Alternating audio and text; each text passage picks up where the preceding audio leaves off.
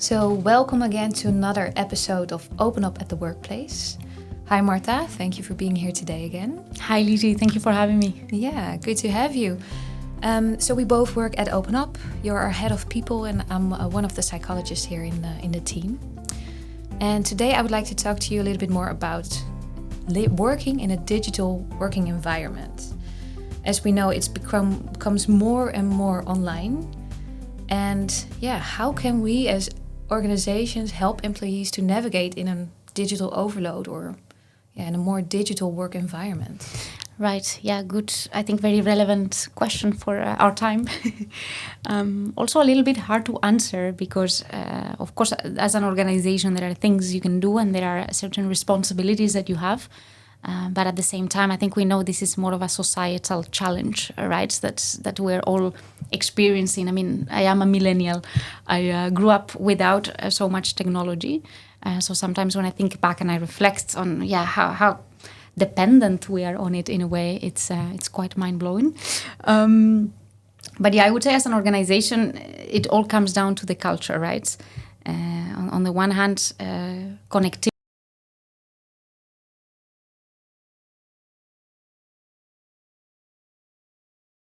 Connect with colleagues in all places of the world.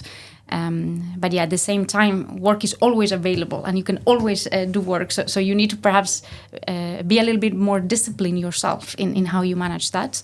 I think as an organization, it often comes down to your leaders, to your culture.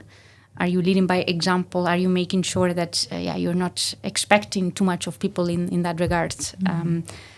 To maybe give a few concrete examples, what I really like at OpenUp is our walk meetings. Mm-hmm. So whenever you don't need your laptop, we all like to go for a walk, sometimes also to the park, really see the sun a little bit, be in nature.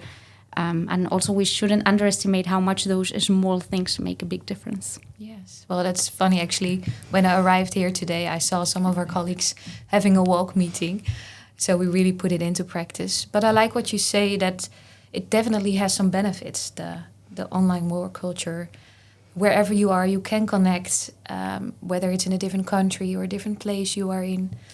But it can have some downsides. And I think if I look to the people I closely work with, it also really depends on the individual. If you find it difficult to set the boundaries for yourself, or you tend to keep thinking of work and stay working. So, do you have some ideas of how an organization can signal those individuals or what they can do for them? So I think at the end of the day, it's also a little bit individual responsibility to know yourself, and to, if you don't, to get to know yourself and get to know what works for you and build that sort of resilience to also set your boundaries and say no. As an organization, I think you can, of course, have all sorts of policies in place, but I mean, at the end of the day, that's never really the answer. Policy never really establishes culture or changes culture. I think it comes down to training the leaders to spot those signs, and training the leaders that you can still be output focused and be a high performing organization while still taking care of people's well-being and mental health. Yeah, so both an individual responsibility that you have, but also good as leaders to see if that's happening, if you have the idea that people find it difficult to set their boundaries in this digital work environment. And policies can be there, but they're not completely the answer.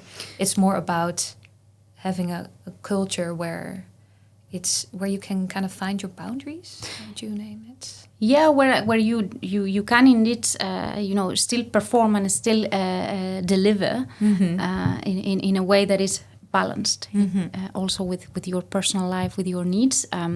And I think, of course, we talk a lot about the leaders. They set the example, but in the end of the day, it's also a collective responsibility. I mean, as a peer, you can also send, an email at 12 p.m. and set that example and expect maybe that others respond. So, of course, leaders have more of a responsibility, but it's also a collective thing that we all do together. Do we expect this of our colleagues or do we not? Yes, yeah.